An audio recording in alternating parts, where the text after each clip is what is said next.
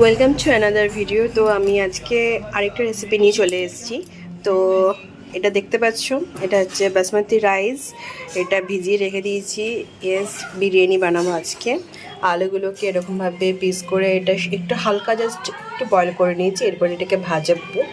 তো এরপর এটা মশলা, যেটা আমি বিরিয়ানি একটা মশলা তৈরি করব, সেটা হচ্ছে এখানে গোলমরিচ, ছোট এলাচ, দারচিনি, তারপরে তোমার জয়িত্রী, ধনে, তেজপাতা, স্টার, জায়ফল আর হচ্ছে শাহজিরা। এটাকে আমি জাস্ট এখানে একটু এই যে ড্রাই রোস্ট করবো। ড্রাই রোস্ট করে জাস্ট ড্রাই রোস্ট করবো এরকম করে করে মিক্সিতে এটাকে বেটে নেব, মিক্সিতে ঘুরিয়ে নেব। এটাই মাংসের মধ্যে দেবো। তারপরে প্রসেসগুলো চলো তোমাদেরকে আস্তে আস্তে দেখাচ্ছি। এখানে আরেকটা জিনিস অ্যাড করলাম, যেটা হচ্ছে মৌরি। এটা তখন দেখাতে ভুলে গেছিলাম। তো এইগুলোকে আগে প্রিপেয়ার করে নিই, তারপর দেখাচ্ছি। মাংসটাকে প্রথমে দই দিয়ে মাখলাম, তারপরে কি কি করছি একে একে তোমাদের দেখাচ্ছি আমি। এই যে দই দিয়ে মেখে প্রথমে একটু রাখলাম, তারপরে ভাজা মশলা দেবো, বেরেস্তা দেবো, সব রকম স্পাইসেস দেবো, সবগুলো মেখে এটা রাখবো। তারপরে প্রসেস, এখানে বেরেস্তা ভাজা হচ্ছে, এখানে হচ্ছে রসুন, আদা আর লঙ্কা এটা মিক্সিতে গুঁড়িয়ে নিয়েছি। আর এখানে এই যে মশলাটা দেখালাম সেটা গ্রাইন্ড হয়ে গেছে। এবার এইগুলো সব বেরেস্তাটা হয়ে যাক, তারপরে এগুলো সব মাংসের মধ্যে দিয়ে জিরে গুঁড়ো, ধনে গুঁড়ো আর কাশ্মীরি মির্চি দিয়ে ম্যারিনেট করে রাখবো। তারপরে পরে আস্তে আস্তে করবো। প্রসেসগুলো দেখতে থাকো আস্তে আস্তে। যে বেরেস্তা করা হচ্ছে, এটা কি দিচ্ছ? জিরে গুঁড়ো। এটা জিরে গুঁড়ো দেখা দেবো, এই চামচ, 2 চামচ দিলাম। আর একটু দিয়ে দাও। এই চামচের 3 থেকে 4 চামচ দিলাম। তারপর এই যে ভাজা মশলাটা করেছিলাম এটা দিয়ে দিলাম। অতটা দিলাম না, অল্প একটু রেখে দিলাম। হলুদ দেবো, হলুদ লাগবে। ধনে গুঁড়ো দেবো। হ্যাঁ, ধনে গুঁড়ো 2 চামচ দিয়ে দাও। ধনে গুঁড়ো 2 চামচ, হলুদ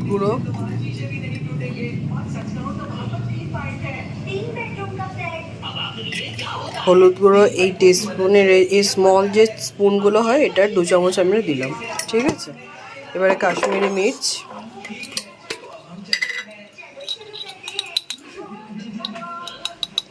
কাশ্মীরি মির্চ 2 চামচ দেব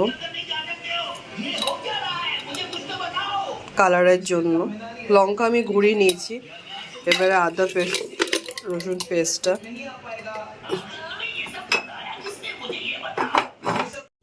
এই আদা রসুন পেস্ট, এটার মধ্যে আমার লঙ্কা ঘোরানো আছে, ওই জন্য আমি এমনি লঙ্কা করে ইউজ করিনি, জাস্ট কাশ্মীরি মির্চটা কালারের জন্য ইউজ করেছি। এটা দিয়ে দিলাম। তারপরে ওখানে বেরেস্তাটা দেবো। এই বেরেস্তাটা এবার এখানে দিয়ে দিচ্ছি। আমি একটু অন্য প্রসেসে বিরিয়ানিটা করছি, তোমরা করে দেখো কেমন হয়েছে। আমরা খেয়ে তোমাদেরকে অবশ্যই ফিডব্যাকটা জানাবো, রিয়েল ফিডব্যাক জানাবো। খারাপ হলে খারাপ বলবো, ভালো হলে ভালো বলবো। তো দেখো, এবারে এটাকে মাখা হবে, মেখে একটু ম্যারিনেট করতে রেখে দেবো এটা। ঠিক আছে,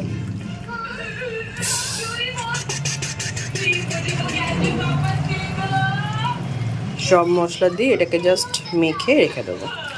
চালটা তো অনেকক্ষণ থেকে ভিজতে আছে, তো এটা দিয়ে দেবো। এই মশলাটা মতো একটু লাগবে, মাংস তো অনেকটাই দেবো, দিয়ে দিই ওটা। পুরো মশলাটাই দিয়ে দিলাম এটা। আর আরেকটা জিনিস, মাংসটা করার সময় একটা ফোঁটা জল ইউজ হবে না। মাংস থেকে যেটুকু জল বেরোবে সেটাতেই মাংসটা সিদ্ধ হবে, এবং তারপরে যখন মাংসটা মানে বিরিয়ানিটা ভাপে দেব ওইটাতেই হবে, আর একটা কোনো জল ইউজ হবে না। এই যে, তো চলো তারপর নেক্সট প্রসেসে দেখাচ্ছি। এটা এবার এখন আমি ম্যারিনেট করতে রাখাবো, তারপর জলটা যখন করব তখন দেখাচ্ছি। মানে চালটা যখন সিদ্ধ করতে বসাবো, কি কি দিয়ে সিদ্ধ করতে বসাচ্ছি তখন দেখাবো। এখানে জলটা গরম করতে দিয়েছি, এটা জলটা পুরোপুরি ফুটে এলে তারপর চালটা দেব। তো চালের মধ্যে এখানে দিয়ে দিচ্ছি স্টার, লবঙ্গ, দারচিনি, জয়িত্রী আর জায়ফলের একটুখানি, ব্যাস এগুলো দিয়ে দিলাম। এবারে চালে এটা ফ্লেভারটা আসবে, এটা বন্ধ করে দেবো, চালটা এবারে ফুটুক, ঠিক আছে?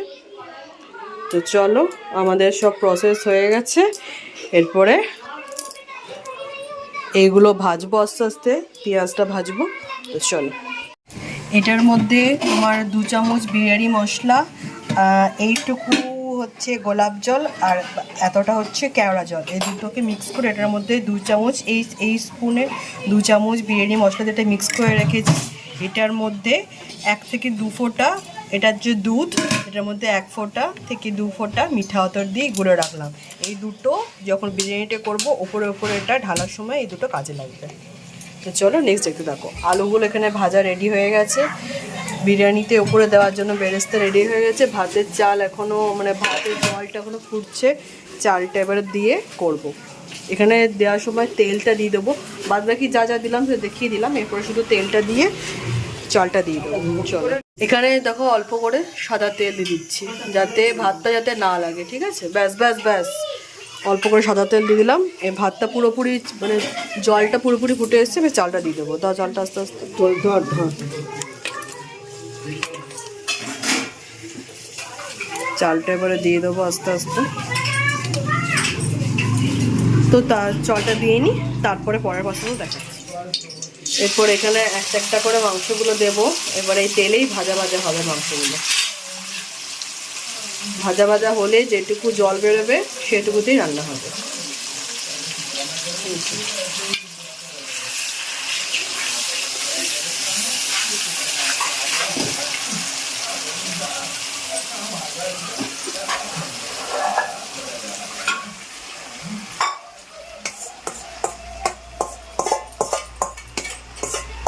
মাংসটা পুরোটা দিয়ে দিলাম এখানে, এরপর এটা ভাজা ভাজা হোক।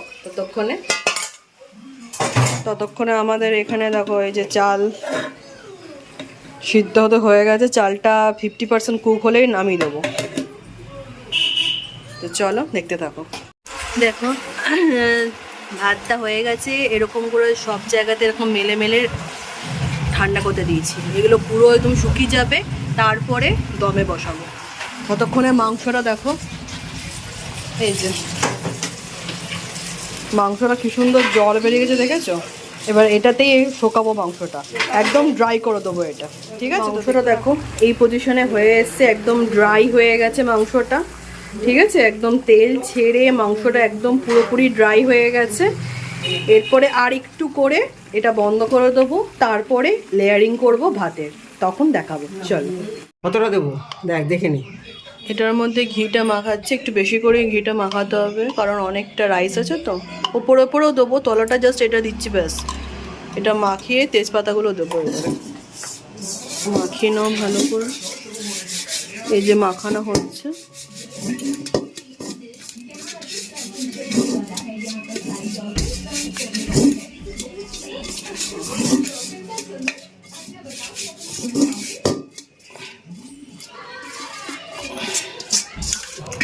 একটা একটা করে সাজিয়ে দাও তেজপাতা, যেন নিচটা পুরো যেন ইয়ে থাকে।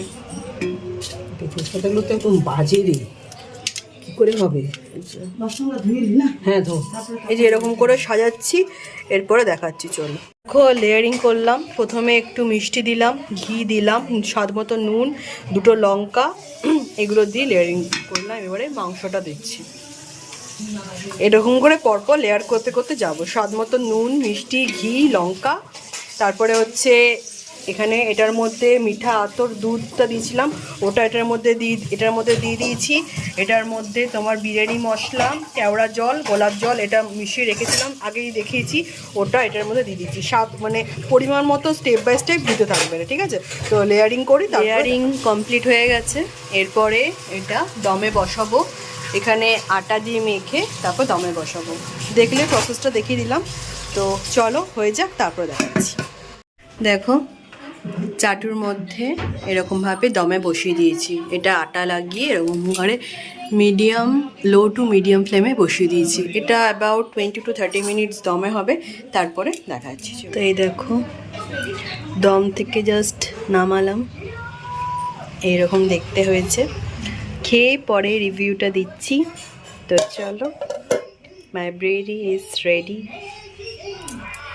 যদি রেসিপিটা এবং ব্লগটা যদি কিছু ভালো লেগে থাকে please do like subscribe my channel the Poush Parbon. আমি পায়েল, অ্যাজ ইউজুয়াল। চলো টাটা বাই।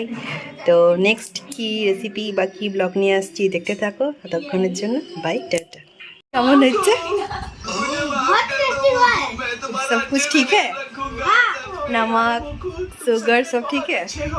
मेरी बात सुनो मोको, तुम मेरे बहुत साथ ही चलो, मैं चिकन जिया बहुत से ही ज्यादा अच्छा हुआ है, प्यार इसका रखूंगा। झोल बहुत ही अच्छा हुआ है। पूरी दुनिया ग्रेवी बोलो। वही है जिसका आपने मैं भी बहुत ही ख्याल रखता अच्छा हूँ। हुआ। देखो तुम ठीक है, मुझसे चलो। तो ख्याल नहीं रखते हो। তো শুনে নিলেন কেমন বললো আমার ছেলে। इतना अच्छा हुआ है। তোমরা এইভাবে ট্রাই করে দেখো, আই থিঙ্ক ভালো লাগবে। তো চলো ব্লগটা এখানে শেষ করছি, টাটা বাই।